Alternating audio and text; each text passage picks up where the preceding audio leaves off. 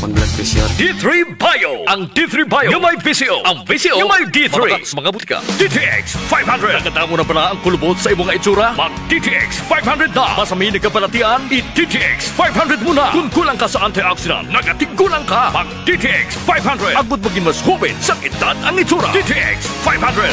DTX 500. Pasami ka pala nagaugtas, kapoy sa trabaho, kag stress adlaw-adlaw. Ini ang kabagdanan sa matasi nga pagtingulang kalaman ang abyan. Mag DTX 500 ka kaysa DTX 500. Ang stress malikawan, pagkaburingon malimtan. DTX 500. May TC, ang alkaline nga vitamin C. Edgar Santiago sa tricycle driver. Sami ako ginasipon kag ginaubo. Pero sang pagtumar ko sang may TC ang alkaline nga vitamin C. Sa magsulay pa ko sang ulan, gigidyan ako ginadutlan sang balatian. May TC. Mabaka sa mga butika. May TC, ang alkaline nga vitamin C. Dali si Jay, ang una yan, niwang-niwang sa akin. Wala gid ko gana magkaon. Kag sagay lang ko ubo, hilana. Ginsulayan ko pa ang may TC. Kag 1 capsule, 3 times. After 1 week, namin gid ang akong nga pamilya. Salamat sa may TC. May TC. Mabaka sa mga butika. Kasakit ang tiyan, Max4 Biotics. Kabutod-butod ang tiyan at hindi matunawan, Max4 Biotics. Kabulig sa pagpanami isang digestion at pagkakas ang toxins sa bituka para healthy ang tiyan. Magklinika 4 Biotics. K5 News FM, championing the lives of the Filipino. Wow! May puso! Mga ka-K5, taus-puso po kaming nagpapasalamat sa inyong walang sawang suporta at patuloy na pagtangkilik sa aming mga programa sa 88.7 K5 News FM Iloilo. Kayo ang aming lakas at inspirasyon sa bawat balita at impormasyon na aming inihahatid. Kailanman ay hindi kami magsasawa at mapapagod dahil nakakataba ng puso na kayo ay aming mapagsilbihan. Ito ang nag-iisang kampiyon sa balita, kampiyon sa drama, kampiyon sa musika, kampiyon sa komentaryo, at kampiyon sa serbisyo publiko. K5 News FM, championing the lives of the Filipino. Kampiyon sa balita, kampiyon sa drama, kampiyon sa musika, kampiyon sa komentaryo, kampiyon sa serbisyo publiko. Bandera noon, K5 News FM na ngayon. Ito ang kampiyon nga istasyon, K5 News FM, championing the lives of the Filipino. Oras sa K5 News FM, Philippine Standard Time, alas 6:04. D3 Bio Evening Newscast. The latest and the most comprehensive news of the day. Dito lang mapapakinggan sa D3 Bio Evening Newscast. Mga naglalakihang mga balitang lokal. Balita mula Luzon, Visayas at Mindanao. Mga balita sa labas ng bansa. Balitang sports at mundo ng showbiz. D3 Bio Evening Newscast. At ngayon, narito na ang inyong K5 News Team. Kap K5 Sunny Sarabia Punay at Karen Badilla.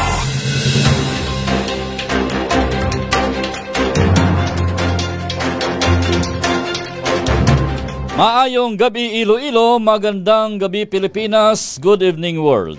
Welcome sa D3 Bio Evening Newscast, Merkules nga adlaw, Hunyo 26, tuig 2024. Mga ka-K5, sarang kita mabatian sa 88.7 sinyutag sa ka mga FM dial, makitaan kag mabatian man kita worldwide, pinaagi sa ton official Facebook page ang K5 News FM Iloilo.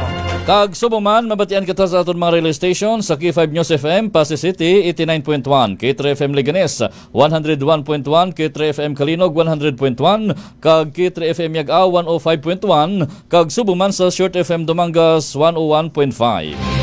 Sa gyapon kag sa kinandan sa ngalan sang serbisyo publiko, kami ang inyong mga tagbalita ini si K5 Sunny Sarabia Punay. Kag ako naman si ka K5 Karen Badilla. Sa mga pangulong dinalan, ginadulong sa kalwan sang D3 Bio. Nahimo sa vitamin D3 kag virgin coconut oil. Para sa mga nagabalik-balik ang hilanat o bukag sipon, magtumar sang D3 Bio sang Klinika de Alternativo Medicina. Natural nga antiviral kag antibacterial, gani kung gusto nyo mag-ayo, mag D3 Bio. Sa nagapanguna nga balita lokal, National Learning Camp, magapasanyog sang learning competency sa mga estudyante sunod sa Department of Education Region 6. Okon Iloilo Police Provincial Office kag Iloilo City Police Office sunod sa top 5 sa may pinakadakong drug confiscation sa Western Visayas sa sunod sang 22 kaadlaw. Flag down rates sa taxi, nagsaka na sa 50 pesos. 4 ka minor de edad nga ng tripping sa Esplanade 9, posible nga ipaidalom sa diversion program. Sa ato nagapanguna nga balita nasyonal, Pilipinas nagpadala sang note verbal sa China bangod sa pinakaulihing nga iyong initial incident sunod sa Department of Foreign Affairs. Senator Risa Hontiveros ginbuyagyag ang dokumento sa National Bureau of Investigation nga nagapakita nga may duha ka Alice Lialgu. Balita international, ikatatlong monkeypox death case kag 16 ka kumpirmado nga kaso na record sa South Africa. Kag para naman sa balitang sports, 3 pa ka mga Pinoy athlete sulod na sa Paris Olympics. Kag sa balita sa patag sang entertainment, aktor nga si Dominic Roque ginsabat ang isyu nga nag-date sila ni Catherine Bernardo.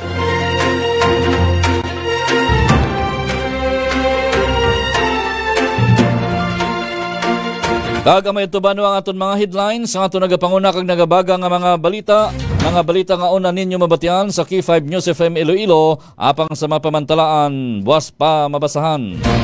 Oras sa K5 News FM Philippine Standard Time alas 6:08 kag karon sa detalye na sa aton mga balita. Balitang lokal.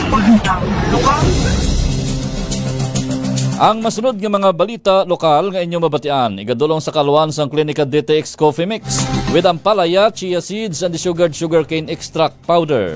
Para sa may mga diabetes, kagyara na sa bibi sang pagka-diabetiko, nga bawal na ang mag-inom sang kape nga puro lang kalamay, ini magkabalaka, pwede gihapon makapangapi. Klinika DTX Coffee Mix, ang pinaka-healthy nga kape. Nakapangapi ka na, naka-detox ka pa. Sa ato nagapanguna nga mga balita lokal, ginkumpirmar ni Police Regional Office 6 Director na spokesperson, Police Lieutenant Colonel Arnel Solis, nga ginakulang ang police personnel sa Western Visayas.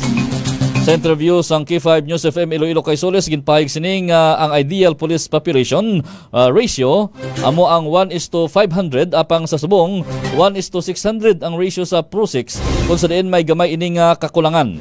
Ginatagan pagdamod ni Solis nga bisan ginakulang ang personnel sang PRO6, nagapanikasugid sa gihapon ang mga pulis nga matundan ang ila obligasyon agud nga mahatagan sang tampad nga serbisyo ang komunidad. Suno pa sa iya nga kada tuig nagapatigayon ang Philippine National Police o kon PNP sang recruitment para sa mga bagong patrolman kag patrolwoman apang ginatag man ni Solis nga nagalabot sa tinuig antes ma-deploy sa field ang kapulisan umpisa sang ilang pag-take oath bawod ginapaidalon pa ang mga ini sa training.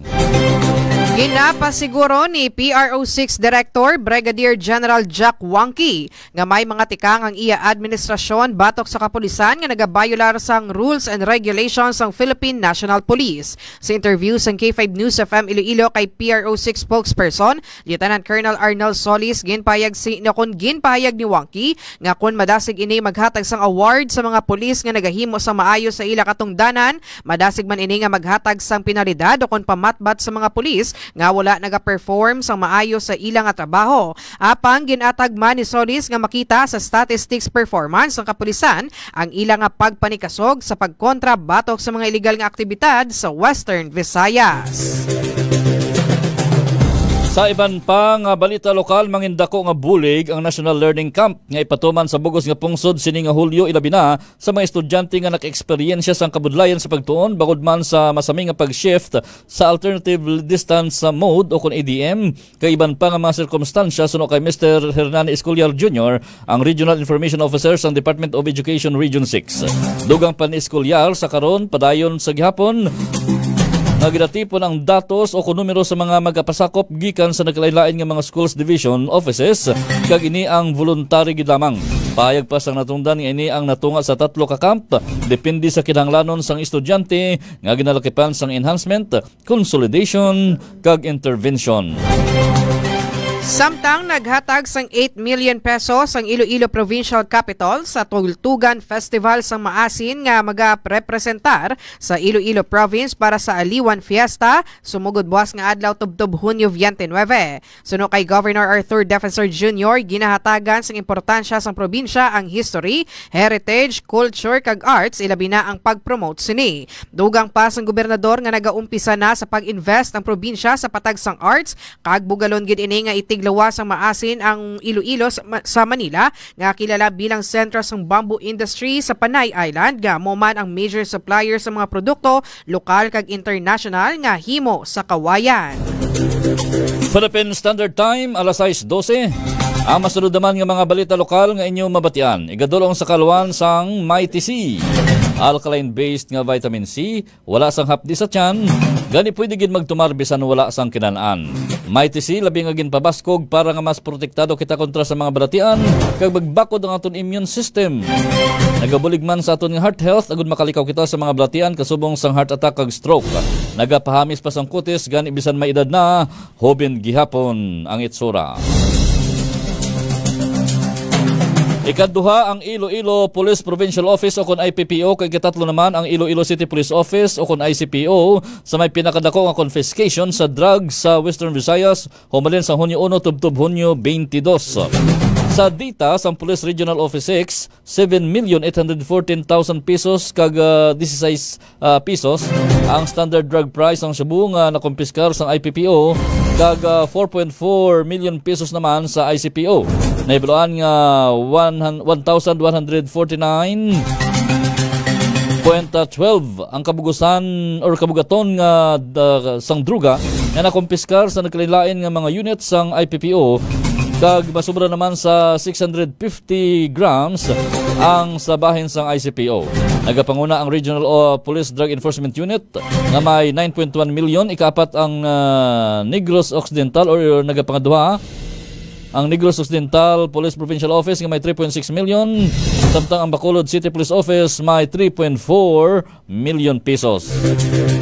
Sa dugang balita sa Police Regional Office 6, nagdangat sa 39 ka persona ang arestado sa ginpatigayon nga 38 ka operasyon batok sa loose firearms sa Western Visayas sumalin sang Hunyo 1 tubtob Hunyo 22. Base sa datos ang PRO6, mayara sang duha ka operasyon nga ginpatigayon sa Aklan, 3 sa Antique, 4 sa Capiz, 3 sa Guimaras, 14 sa siyudad sang Iloilo kag 9 sa Negros Occidental Police Provincial Office. Mayara man sang 41 tanan nga nakumpiskar nga mga armas kag duha ka mga explosive nga nagapatimaan nga madamo nga firearm holders ang wala makarenew sang lisensya sa idalom sa Republic Act 10591 o kon ang Comprehensive Firearms and Ammunition Regulation Act. Samtang nagapanguna naman ang Regional Police Drug Enforcement Unit o kon RPDEU6 sa may pinakadako nga drug confiscation sa bilog ng Western Visayas sumalin sang June 1 tubtob June 22. Naibiluan nga 9.1 million pesos nga standard drug price ang shabu ang nakumpiskar sa RPDEU6 sa diin anom ka operasyon ang gitpatigayon kag 19 ka persona ang naalisto sa sulod sang 22 ka adlaw. Nagapangaduha naman ang Iloilo Police Provincial Office nga may 7.8 million kag 29 ka mga operasyon ang gitpatigayon kag 42 naman ka mga tawo ang nagkaladakpan. Ikatatlo ang Iloilo City Police Office nga may 4.4 million kag 25 ka mga operasyon ang napatigayon kag 35 naman ka mga suspects ang naaresto. Sa iban pang balitang lokal, nag-abot na ang bagong fare matrix sa mga taxi operators kag drivers sa syudad sang Iloilo, kung sa din nasaad nga halin sa 45 pesos nga flag down rate, yara na ini sa 50 pesos. Angot diri mahimo na sila makapanukot sang amo nga balor bangod kinahanglan ini nga matapik sa taxi. Ini naman ang nangin resulta sang collective competition sa mga taxi groups sa tuig 2022, kung sa din isa na diri ang Association of Taxi Operators in Panay o kon ATOP. Una naman naging payag ni Mr. Perfecto Yap, presidente sang ATOP, nga makapian-pian na ini sa mga kinahanglanon sa mga ultimo nga driver kag operators. Philippine Standard Time, alas 6:16, ang masunod nga mga balita lokal ay inyong mabatian igadulong sa kaluan sang klinika DTX 500. Ang palay leaves with the sugar cane extract. Para ini sa may mga diabetes, sa mga hindi makatulog sa tiyon sa kagabihon para nga may mahamo kang katulugon, ang klinika DTX 500 adlaw-adlaw. Nagabulig man ini para makalikaw kita sa madamo lamang mga balatian, ilabi na ang cancer. Klinika DTX 500, the superior antioxidant. Pagahingyon sa Public Safety Office o kon PSO sa duha ka barangay nga mayara sang tanod nga mag-upod sa pagbantay sa Esplanade 9 kung saan may nagluntad nga pagpanglampos kag pagpangawat. Suno kay PSO Head Jack Conlo, iyagin pahayag nga tuyo sini nga makigsapol sa mga opisyalis sang Rizal Lapos kag Rizal Lapas kung saan hamtang ang Esplanade. Dugang pa ni Conlo, mas maayo kon mayara sang tanod bagod nga mas mahapos lamang ang pag-identify sa mga nagatugas sang gamo kag mas matahap ang mga kabataan kon pamilya sa ila ang ila makita nga nagabantay sa lugar. Samtang magapahamtang man sang foot patrol ang PSO nga magabulig bantay sa kapulisan. Plano naman sang Iloilo City Government nga magbutang sang CCTV sa iban nga bahin sang Esplanade. Sa kaangot nga balita, posible nga ipaidalom sa diversion program sang Iloilo City Social Welfare and Development Office o CSWDO ang 4 ka mga menor de edad nga may kaangtanan sa pagpang-tripping sa Esplanade 9 sa tong Hunyo 22. Sa exclusive interview sang K5 News FM Iloilo kay Marian Penet, CSWDO head sang Dapas, ginapatawag ang mga natungdan kag istoryahan ang mga liabilities kag responsibilidad sang kada isa. Suno kay Penet nga antes ang diversion contract, dapat niya committed kag ipadalom sa interview ang mga kabataan kaupod ang ila pamilya agud mahibaluan ang background sang kag status sang ila kabuhi. Ginpayag sang natungdan nga pagatun-an ini sang social worker kag mga istorya liwat ang Women and Children Protection Desk o kon WCPD, Barangay Council kag mga ginikanan kung ano ang programa nga nagakatapat sa mga kabataan. Ginpaatag man sini nga ang resulta sang programa ang nakadepende sa response kag pagkabig sang responsibilidad sang kabataan. Nahibaluan ang duha ka menor de edad ang gikan sa Barangay Mansaya kag duha naman ang gikan sa Barangay Bulong sa distrito sang Lapus. Sa iban pang balita, road rage o kon away trapiko ang ginasunod nga motibo sa karon sang Mina Municipal Police Station sa pagpangatulutang patay sa driver sa motorsiklo sa talibong Pikinya, Mina, Iloilo kagabi.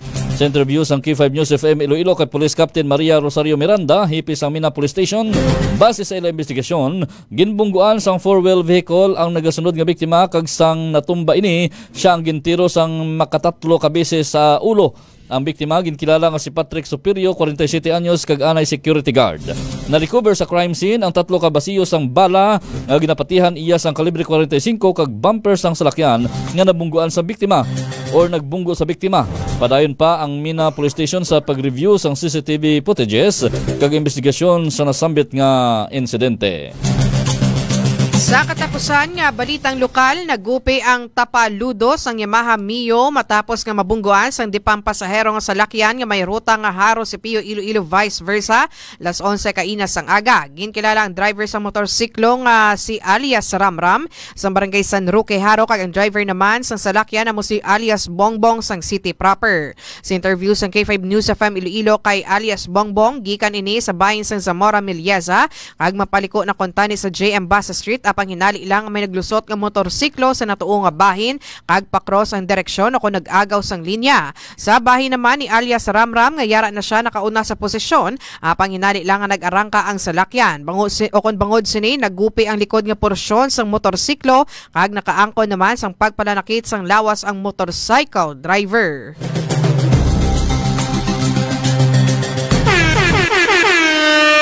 Oras sa K5 News FM, Philippine Standard Time, alas 6:20.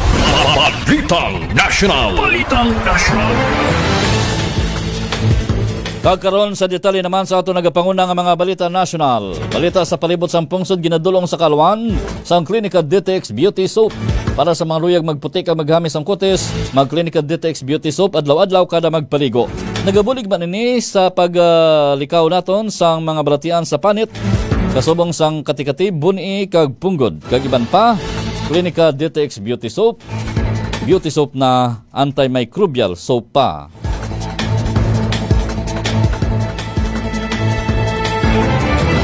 Nagpadala ang Pilipinas ang note verbal sa China bangod sa pinakaulihing nga insidente sa Ayungin Shoal sa tunga sang tropa sang Pilipinas kag China Coast Guard nga nagbilin sa pila ka mga Filipino nga pilason.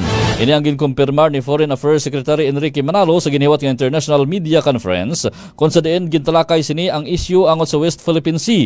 Suno kay Manalo, nagpadala sang diplomatic protest ang Department of Foreign Affairs sa nagligad nga semana batok sa ginhimo sang China sa ginpatigay nga Philippine Routine Resupply Mission sang nagligad nga Hunyo 17. Dugang pa sini nga nakikistorya na siya kay Chinese Ambassador Wang Xilian angot sa insidente apang nagpamalibad nga maghatag sang dugang nga detalye angot sa ila ginistoryahan. Samtang ginkwestiyon ni Senator Risa Hontiveros ang matuod nga pagkatawon ni suspended Bamban Mayor Alice Gu kadungan sang pagbuyagyag sini sang dokumento gikan sa National Bureau of Investigation nga may isa ka litrato sang babae nga nakapangalan man kay Alice Leal Gu. Ginpayag ni Hontiveros nga base sa dokumento sang NBI napakita nga may duha ka Alice Leal Gu nga may kaangay nga kaadlawan nga Hulyo 12, 1986 kag ang spelling sang ila pangalan kag ang Tarlac man ang ilang nga place of birth. Ginpangita man sang senador kung sino ang kaangay nga pangalan sang alkalde kag posible ini nga isa ka kaso sang stolen identity. Nauna naman nga nagpresentar si Senator Sherwin Gatchalian sang record gikan sa Board of Investments sang aplikasyon sang pamilya Gu para sa Special Investors Resident Visa sa di nakapakita nga si Gu Wangping ang nagsulod sa Pilipinas adtong Enero 12 tuig 2003 sang siya ang 13 anyos pa lamang. Samtang naghingyo man si Hontiveros sa NBI sang biometrics ni Gu Waping kay Mayor Alice Gu agod ikomparar ang ilang fingerprints.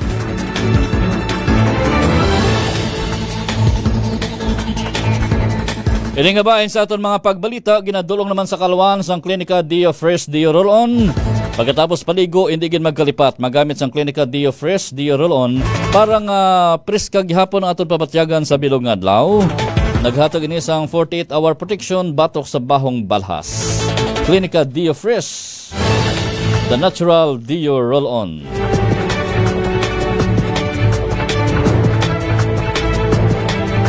Nagmando ang Senate Women, Children, Family Relations and Gender Equality Committee sang pag-issue sang sabpina batok kanday suspended Bamban Mayor Alice Gu kag sa pamilya sini. Ginatagan man sang sabpina ang biological father ni Gu nga si Jan Zung Gu. Iya ginaligar biological mother nga si Lin Winnie kag mga utod nga sanday Sheila, Simin kag Wesley Lial. Samtang ginatagan man si Nancy Gamu ang accountant kag person in charge sa pag-file sang dokumento para sa negosyo sang pamilya sang Gu bangod nagagwa ang iyang ngalan sa naglain-lain nga mga pugo companies. Sa katapusan nga balitang nasyonal, nagsugod na ang Philippine National Police o PNP sa ila pagpanghanda para sa seguridad sa palaabuton nga 2025 local kag national elections. Suno kay PNP Chief Police General Romel Marbil nga komitido sila nga proteksyonan ang democratic process kag siguraduhon nga hiwaton sa hilway kag luwas nga kondisyon ang palaabuton nga piniliay. Ugot nga magakoordinar ang PNP sa mga local government units kag iban pa nga law enforcement agencies sa paglunsyar sang operasyon sa mga lugar nga makabig nga hotspots sa mga illegal nga mga aktibidad. Pagapas ang karon man ang checkpoints kag police operations base sa natibon nga mga intelligence information sang PNP. Balita International. Kagkaroon sa detalye naman sa aton Balita International. Balita sa luwasang pungsod, ginadulong sa kalwan sa Extend the Food Supplement for Men with Maka and Clavo Huasca. Benepisyo nga para sa ikayong lawas ang matag sang Extend the Food Supplement hindi lamang para sa mga lalaki kundi subuman para sa kababainhan. Ang maka, isa ka sa isang Peruvian root kag vegetable nga ginagamit sa sulod sa madamon nga siniglo agud nga i-promote ang antas o kon level sang hormone sa ikaayong lawas kag balansi nga nagabulig sa mga kababainhan. Extend the Food Supplement. Na-record ang katatlo nga death case ang viral infection nga monkeypox sa South Africa humalin nga nagsugod ang outbreak sini sang Mayo. Nakumpirmar naman ang 16 ka mga laboratory confirmed cases suno sa Health Ministry. Suno sa Health Ministry, ang ikatatlong katawo nga napatay ang isa ka 40 anyos nga lalaki gikan sa KwaZulu-Natal Province. Kung sa diin naka-experience ini sang mpox-like symptoms, lakip na ang rashes sa iya bugos nga lawas. Ginpayag sang otoridad nga nagtaliwan ini sa iya balay kag nagwa ang resulta nga positibo sa mpox sang Hunyo 23. Sa katapusan nga balitang international, ginanunsyo sang Houthi rebels sang Yemen nga nagausar sila sang panibago nga ballistic missile agod nga i-target ang MSC Saraf vessel sa Arabian Sea kag ginako ang responsibilidad sang pagpangatake. Ginpayag sang the Red Sea and Gulf of Aden Joint Maritime Information Center nga ang Liberian flag vessel ang na-target sang missile sa Arabian Sea apang wala ini naigo. Suno naman kay Yaya Saraya, spokesperson sang Yemeni group, gin-target nila ang nasambit nga barko bangod na salaan ini nga miyembro sang Israeli Association. Samtang ginpayag naman sang United Kingdom Maritime Trade Operations nga yara naman sa hilway nga kahimtangan ang mga crew sang barko kag nagalayag sa 246 nautical miles sang Nishton, Yemen. Balitang Sports. Kagkaroon sa detalye naman sa aton balita sa patag sang hinampang, ginadulong sa kalawan sang klinika Spur Biotics. With 80 billion CFU sang good bacteria o kon probiotics para sa mga nabudlayan magpamuhin, magklinika Spur Biotics. Nagabulig man ini tinlo sa aton tiyan kag kulon agud makalikaw kita sa mga balatian. Ilabi na ang colon cancer. Klinika Spur Biotics, the fortified probiotics.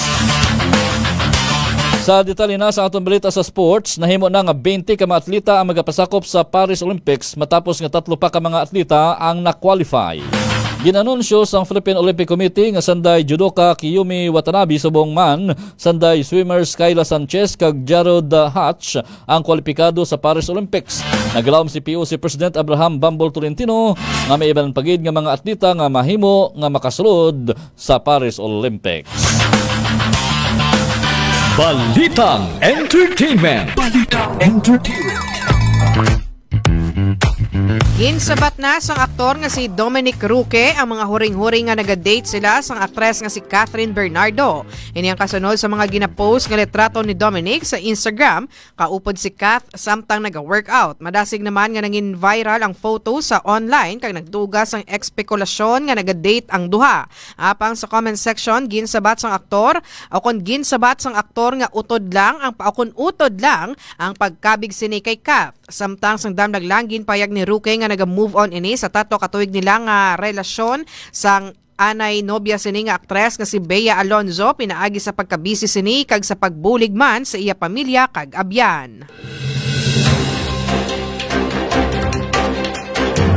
Samtang sa ato naman pinakamaayo nga balita. Sa Isaias 40:31 nagasaling, pero ang mga nagasalig sa Ginoo makaangkon liwat sang kusog. Daw sa magalupad sila pareho sang agila, kung magdalagan sila hindi sila pagkapuyon, kung maglakat sila hindi sila pagluyahon. Oras sa K5 News FM Philippine Standard Time, alas 6:29. Kagamay ito ba naman kabugusan sa ato nagapanguna kag nagabaga nga mga balita sa D3 Bio Evening Newscast. Mga ka-K5, mahimo i-like kag i-follow ang amon official Facebook page ang K5 News FM Iloilo. Bantayan ang mga programa sa gabi sa K5 News FM Iloilo. Alas 7 tubtob alas 9 ang aton matahom nga palatuntunan Funpal upod kay K5 Troy Tisoy. Alas 9:30 tubtob alas 10 ang matahom nga drama Rihas. Kag alas 10 tubtob alas 12 ang palatuntunan K5 Night Watch upod kay K5 June Kapulot. Sa ngalan sang bugos nga puwersa sang K5 News Center. Sa gihapon kami ang inyong mga tagbalita, ini si K5 Sani Sarabia Punay. Kag ako naman si K5 Karen Badilla. Para sa kampiyon nga balita, serbisyo publiko kag kalingawan sa Iloilo, K5 News FM. K5 News FM.